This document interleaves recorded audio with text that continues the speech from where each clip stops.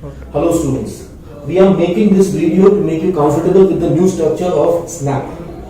This year SNAP is trying to go a little more content oriented with the pattern with introduction of some new type of questions. Right? So we thought it will be very beneficial for all the students who are going for SNAP. It's only a few days left for the exam, and we strongly believe that such analysis will certainly help you in attempting some of the questions. So let's understand the new structure. The number of sections are same as the old SNAP. There is a section on English which will have reading comprehension, verbal ability and verbal reasoning. Math section which will also include data interpretation and data sufficiency type of questions along with quantitative ability questions. There will be a logic section with analytical reasoning and logical reasoning questions, and obviously there will be one more section, that is a current affairs and general awareness section. These four sections will have certain multiple choice questions. English section will have 30 multiple choice questions with 1 mark per question. Each section will have 30 multiple choice questions with 1 mark per question. Logic will also have 30 multiple choice questions with 1 mark per question, and current affairs section will have 20 multiple choice questions with 1 mark per question. This year, SNAP has introduced these new questions, that is typing the answer type questions. Each section will have 5 questions each, which will not have options, where a student will have to enter the answer in the given boxes. And each of these questions will have 2 marks per question.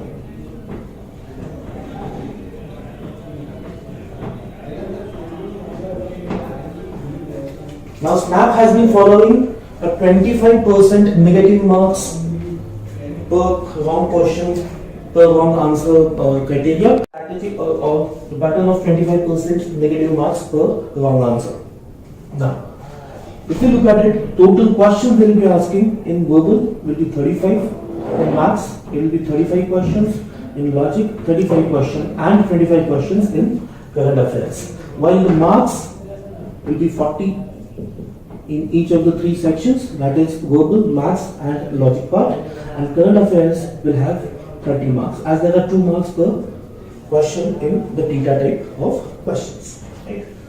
Thus, it makes a paper a total 35, 35, 35, 25, 130 questions and total marks 150. Out of these 130 questions, 20 questions will be typing the answer, which will have 2 marks per questions, and 110 questions will have 1 mark per question. This is the new structure. Now, how should a student try and attempt this type of a paper? Now, obviously, all the theta questions are high risk, high return questions. Now, it will largely depend on a person's selection, how you attempt this paper. So my strong solution would be that when a person attempts a particular section, you should definitely try and have a look at the theta types, because they are high return questions. And you should try them first so that you catch the low hanging fruits, which are also giving you more marks. Okay. Ideally, a section time division, as we have 120 minutes to attempt the paper. Now we can divide these depending on your strengths and weaknesses. In general, a student should start the paper whatever his or her strength area is. So if I am a maths faculty, right, and if I attempt this paper, I will obviously start with the maths section.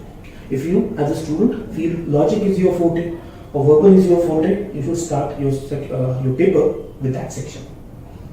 So I am assuming in general that you will order your sections well, but in that case, if I have to fetch the maximum marks out of this, I strongly believe that a typical time division would be that English, if I spend let's say 25 to 30 minutes, Quant also if I spend 25 to 30 minutes, Logic I spend 25 to 30 minutes, and Current Affairs I spend 5 to 10 minutes. In general, I am hoping that we spend 25, 25, 25 and 5, minimum 80 minutes, and 30, 30, 30 and 10, that is 100 minutes. in solving each of the sections.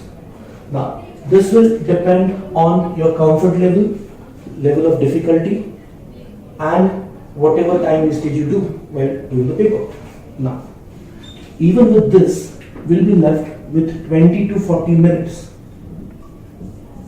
We'll be left with 20 to 40 minutes. Now, if you attempt for 80 minutes, you're left with 40 minutes. If you attempt for 100 minutes, you'll be left for 20 more minutes will be left for you. Now, where to use this extra time will largely depend on your choice of questions. You can go back to the section which you are most comfortable with, or by the time you attempt the entire paper, you would have identified the areas where you can go back. So you can utilize this time to attempt those questions. Right? So that I will strongly believe would be a good strategy to attempt these paper. Now, knowing the difficulty level of the paper, in 25 to 30 minutes, I strongly believe minimum attempt of 10 to 15 questions should not be a problem for any student, or an attempt of 10 to 15 questions should not be a problem for any student. This should be the minimum that any student should expect. This includes every section. Now, if I look at the cutoffs for last year, SIBM Pune admissions, the calls were at 98 percentile, SCM HRD, the calls were at 97 percentile, SIIB, SIBM and so on. Right? If I try to find a correlation with percentile to marks that are scored, right? A 98 percentile should be around 68 to 70 marks. So basically we need to understand, even if you score 50% of the marks out of 150, if you score 75, you should be above 99 percentile. And that's why I strongly believe that while we divide our time well and utilize our time, extra time to maximize our score in the section. I just have to dust up. So students, my suggestion to you is use your time wisely, spend some definite time on each of the section, and whatever extra time that we talked about, these 20 to 40 minutes, whatever you are able to save, utilize that in any of these areas where you have identified that some of the questions that you can do. It may be in verbal section, maybe in math section, maybe in logic section, but this hard work you will have to do. So you should be continuously selecting and continuously ensuring that you keep your accuracy well, because there is a 25% negative marks. So thanks a lot students, that's all from me about the SNAP exam. For any further information that you need, you can always contact Career Launcher Centers. Thank you.